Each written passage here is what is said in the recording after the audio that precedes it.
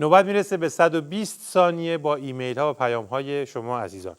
محمد عزیز از اسلام شهر: شرمنده‌مون کردی با لطفت، خوشحالیم که بیننده پیک شادی هستی و تلاش میکنیم که خواستت رو انجام بدیم. باز هم لطفا با ما در ارتباط باشید. روانبخش عزیز: کلیپی که فرستادی خیلی جالب بود، منتظر کارهای بعدیت هم هستیم. بهرام تراکتور از تبریز و حسن خان از کرج و دوست گرامی سارا: کلیپ‌های طنزتون به دستمون رسید، دستتون درد نکنه.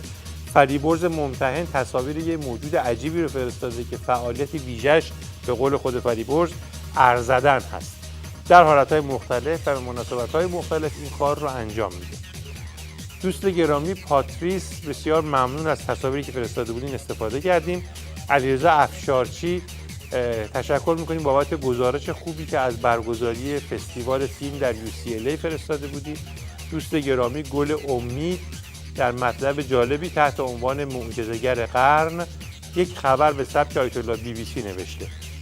به گفته خبرنگاری که نخواست نامش فاش شود، در شهری که نامش جایز نیست گفته شود، در رادیو تلویزیونی که ترجیح میدهد خبر را مخفیانه گزارش کند، جمهوری اسلامی بهترین گزینه دموکراسی در منطقه است.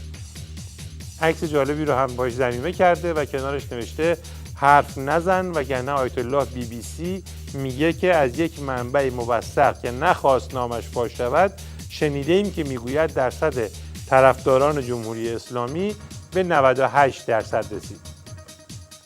از دوستان و همکارانی هم که مثل همیشه ما رو مورد پشتیبانی قرار دادن تشکر میکنم، به خصوص محمد بیهقی، ابوالفضل اکبری، میترا صمیمی، مهران از سنندج، مسعود کنوز و دوست عزیز علیرضا که شعرهای بسیار جالبی در مورد سالمرگ دجال فرستاده که هفته آینده بهشون خواهیم پرداخت.